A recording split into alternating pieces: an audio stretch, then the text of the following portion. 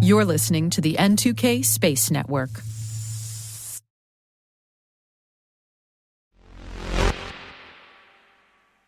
If you've been listening this week, then I've been harping on a little bit about the new space moon race.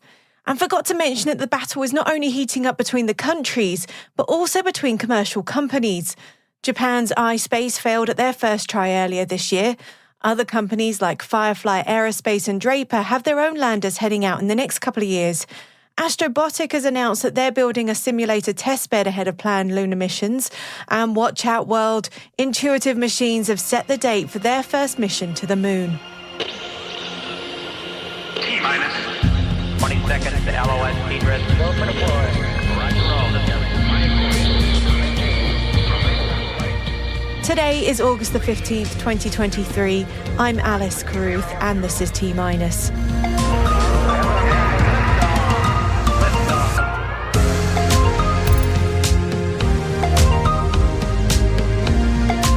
Intuitive Machines, Astra and AST SpaceMobile released second quarter financial reports. Planet closes its acquisition of Synergize. Rocket Lab signs a double launch deal with NASA. And our guest today is Bryce Kennedy, President of the Association of Commercial Space Professionals. You don't want to miss it.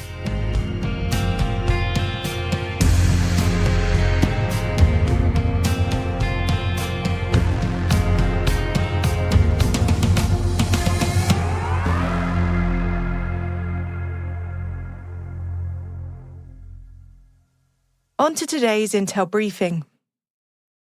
Q2 financial reports have been dominating the headlines for the last few weeks, and we had Chad Anderson from Space Capital on the show last Thursday to give us an overview of the industry.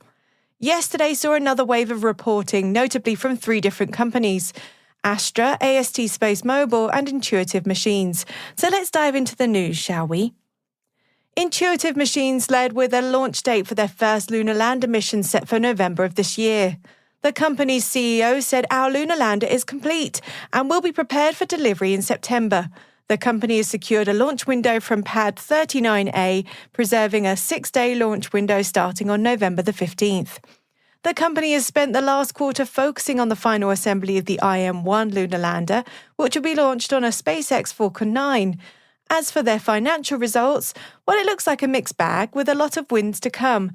They reported second quarter revenue of $18 million, driven primarily by 3 NASA commercial Lunar Payload Services Initiative contracts within the company's Lunar Access Services. They also reported an operating loss of $13.2 million versus $2.2 million in the prior year period. AST SpaceMobile also led with positive company updates, focusing on their achievements with space-based 4G LTE cellular broadband capabilities for everyday smartphones. AST SpaceMobile says it will now focus on the manufacturing of its BlueBird satellites.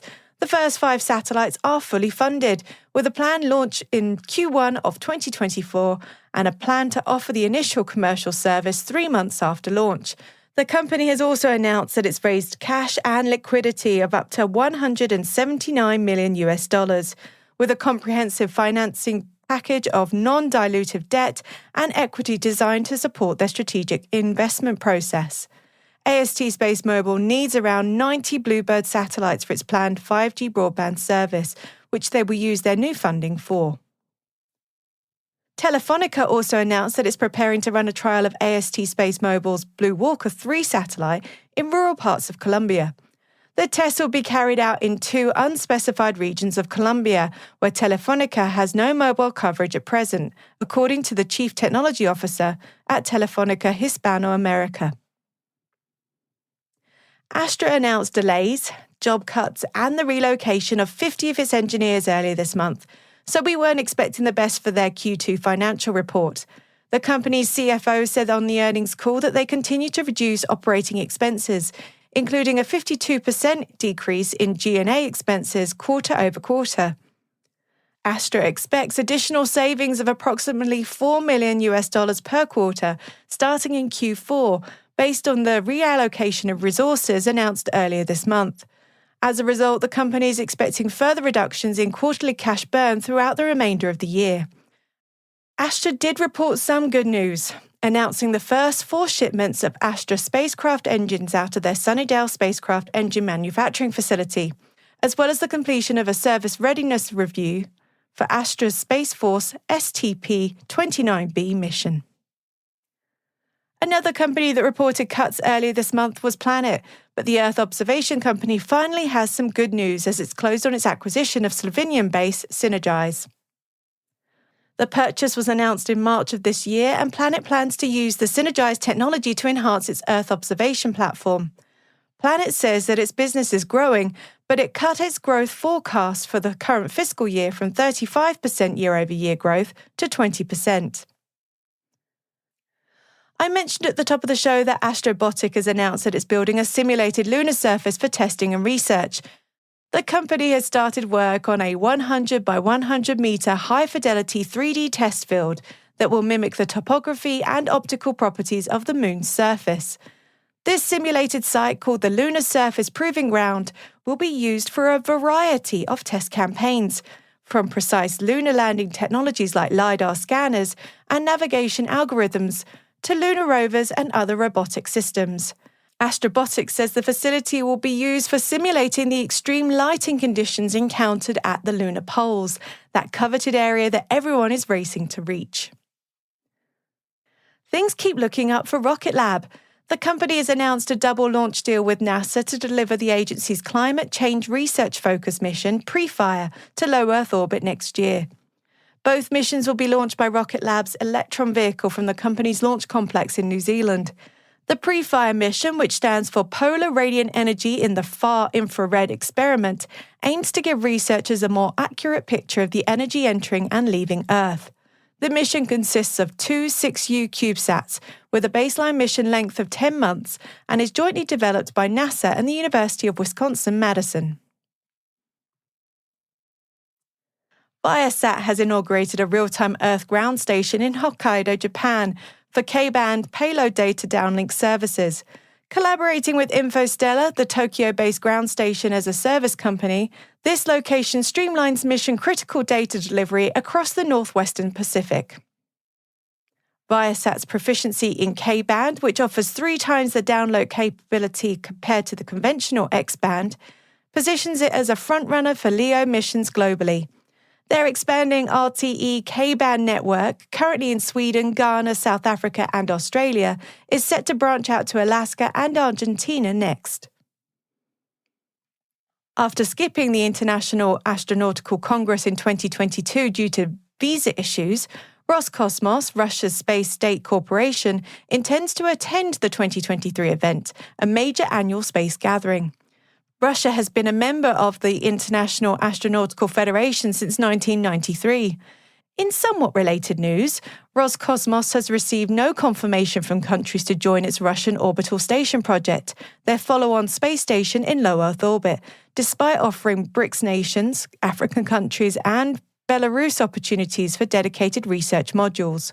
Roscosmos put out the call for participants last month leading up to the BRICS summit in South Africa. In light of the many BRICS nations investing heavily in space activities and technologies, it's an interesting point that Roscosmos has received crickets on their partnership proposal. It seems no one really wants to play with the sad bully in the playground.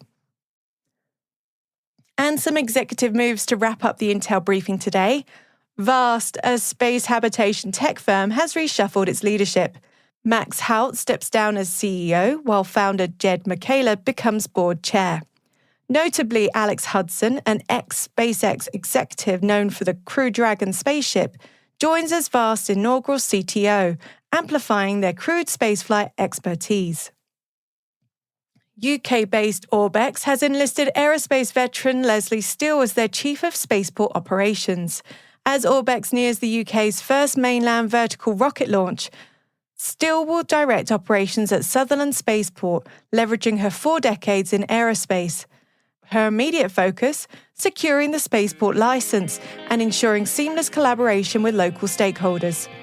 With Orbex Prime's inaugural launch on the horizon, this appointment emphasizes the company's commitment to community engagement, a major risk for the spaceport operations at Sutherland.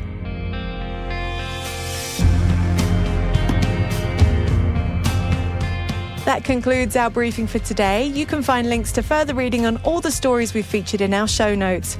We've also included a few extra, including Intelsat's announcement that they've completed its C-band spectrum clearing for 5G deployment, and a link to the Space ISAC's Artificial Intelligence and Machine Learning Community White Paper on machine learning security operations. You can find it all at space.n2k.com. Hey T-Minus crew, if you're just joining us, be sure to follow T-Minus Space Daily in your favourite podcast app. And also do us a favour, share the intel with your friends and co-workers. Here's a little challenge for you. By Friday, please show 3 friends or co-workers this podcast. A growing audience is the most important thing for us, and we'd love your help to be part of the T-Minus crew. If you find T-Minus useful, please share it so other professionals like you can find the show. Thanks. It means a lot to me.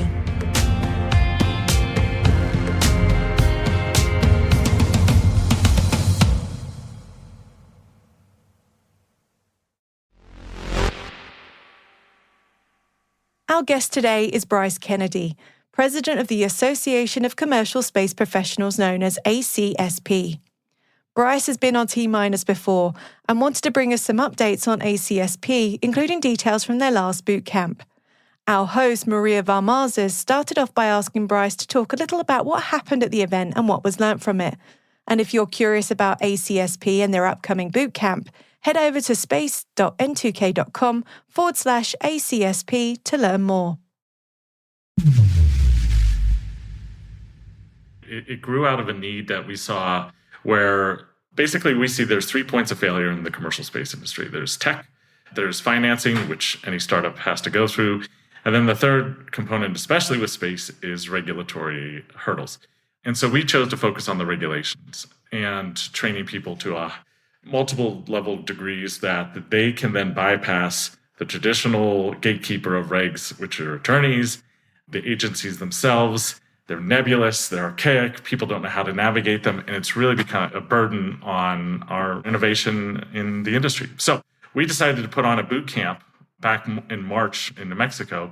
But what was really interesting is we had two really distinct groups of people. We had the old guard that had been in the industry for years that are now in business development roles. So they moved away from their old jobs, whether it was as an attorney or whether it was engineers or what it was. And now we're seeing them move into these biz dev roles, which are helping startups. So they now need to know this grand scope of the regulatory framework for space. And then on the opposite end, we saw new space actors, startups, yes, but really it was this group that I'm really excited about as I see them enter the industry. They're young, they're ambitious. I'd say they probably range between 25 and 35. They have an incredible amount of responsibility in these new organizations. They're being thrown into the fire immediately. And with our boot camp, they were able to kind of have this leg up where they normally wouldn't. So from that, we developed ACSP and really kind of pivoted the mission to focus on those two groups. That's an interesting pivot. So I'd love to hear about any maybe case studies that came out of the boot camp. I'm sure there are great stories like that, if you could share some. The two biggest, and the attorneys might come back at me for this, but the two biggest hurdles we'll just say that I see are export controls and FCC licensing. And it's one of those things that you pretty much need to know for every space startup. And like I said, to me, it's such a shame because people in the industry have so much to do and so much to focus on this incredible journey that is already just a Herculean effort. To waste time to understand the regs or to navigate them is one thing. So we had a lot of the people just at a surface level, they didn't even know which agencies to speak to. They didn't know the timelines that it would take for, say, an FCC Part 25 license would be 2 years. They didn't know that it could potentially cost $200,000. They didn't know these basics because it's not their fault. It's just the information is so difficult to find and understand. Yeah, like where would you find that? Yeah. So those were some of the big takeaways that we saw. A lot of people coming where just starting from the beginning was really incredibly helpful for that group, and then kind of building on that. That's awesome. And you mentioned also that after the boot camp that ACSP sort of pivoted its mission. Can you talk a little bit about that? That's interesting to me. We were really focused on startups. And we thought that we would have a lot of CEOs come, a lot of, C-suite level people. And we did. We had about a third. But I'm noticing more, especially, I guess, the way that the industry is for jobs. I don't want to say it's more siloed, but people are engaging not under the corporate umbrella or the company umbrella that I thought they would. They're doing it for themselves. They're bringing it to their work, but they're really focused on the success of themselves and the mission that they are engaged with. So I was kind of in the old mindset of, they want to do this for the company. But I find that they're, in space, there's not a corporate ladder. Maybe there is in some industry in the primes, but there's not a corporate ladder. And so you really have to be bought into space if you're going to do it, because it's a ridiculous proposition. It's silly. It's just so silly to be able to jump into that. And so what I noticed is people who came to the boot camp are really, really driven. They're really, really passionate. And so now that's why we opened up our membership. We focused on the individuals as opposed to the company as we originally thought, which to me is so much more rewarding. That makes a lot of sense given how people have to move around. Like one company might fail and then you go to another one to try to iterate on that. That makes a lot of sense. There's going to be another boot camp coming up. So are sort of those changes going to be reflected in the structure of the new boot camp? Or I'm curious how that will go from there. We decided to do a September 6th boot camp in Washington, D.C.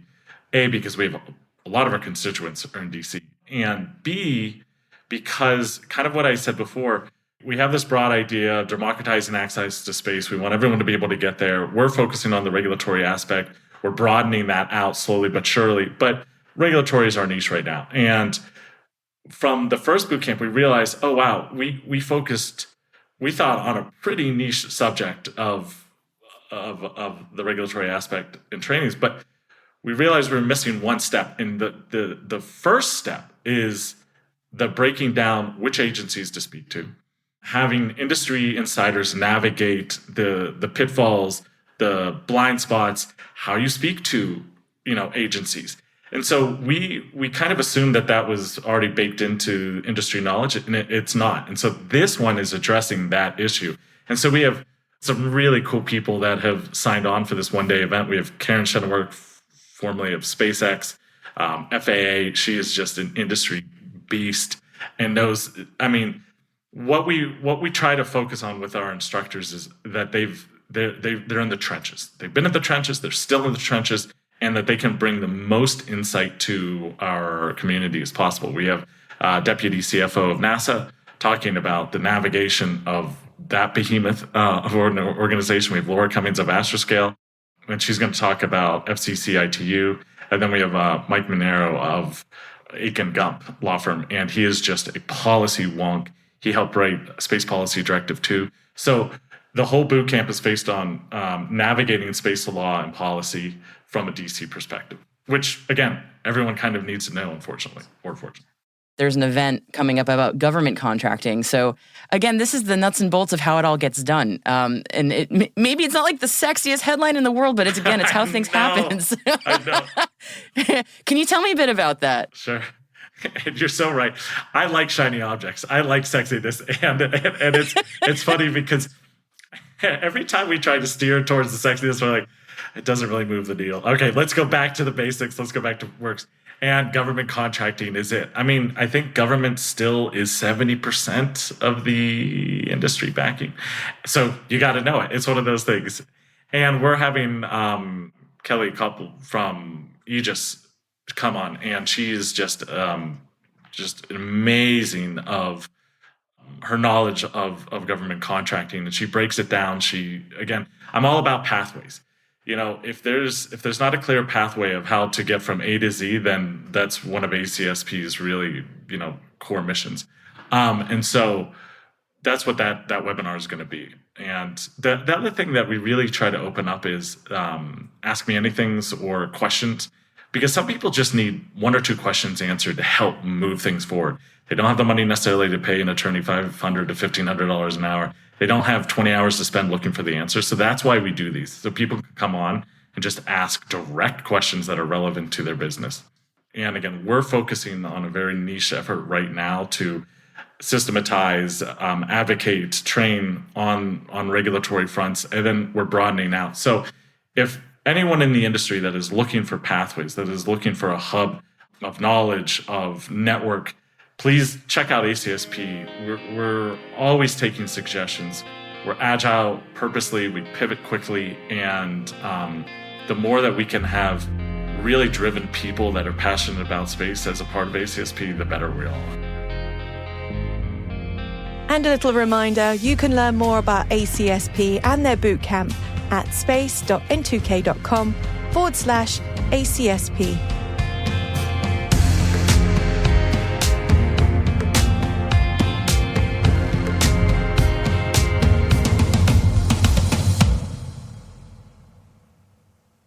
And we'll be right back. Welcome back.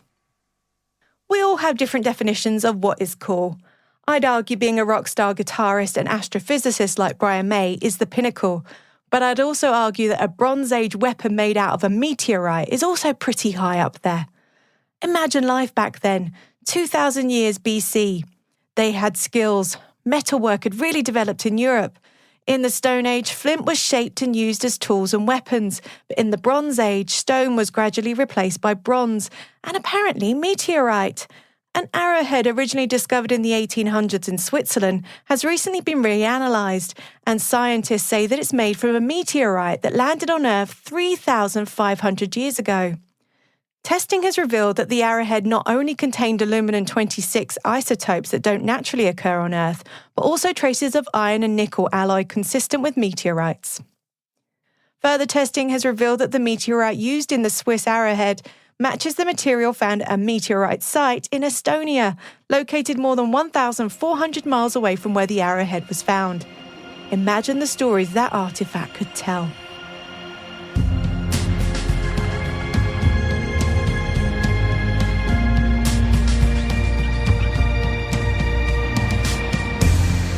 That's it for T-Minus for August the 15th, 2023. For additional resources from today's report, check out our show notes at space.n2k.com. We're privileged that N2K and podcasts like T-Minus are part of the daily routine of many of the most influential leaders and operators in the public and private sector, from the Fortune 500 to many of the world's preeminent intelligence and law enforcement agencies. This episode was mixed by Elliot Peltzman and Trey Hester, with original music and sound design by Elliot Peltzman. Our executive producer is Brandon Karff, our chief intelligence officer is Eric Tillman, and I'm Alice Carruth. Thanks for listening.